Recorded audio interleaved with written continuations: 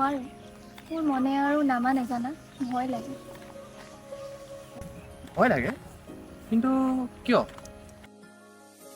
যদি মোৰ ভাল লগা কামবোৰ সপোনবোৰে বুজি নাপায়, মই যদি কাৰোবাৰবোৰে জীয়াই থাকিব লগা হয়, আমাৰ কথা যদি আণ্ডাৰষ্টেণ্ডিঙে নাথাকে, তই ইটো নকৰিবি, সিটো নকৰিবি, ইফালে নাযাবি, সিফালে নাযাবি, জানো ভালকৈ হ'ব পাৰে? তুমি ভবাৰ দৰে সকলো একে নহয়।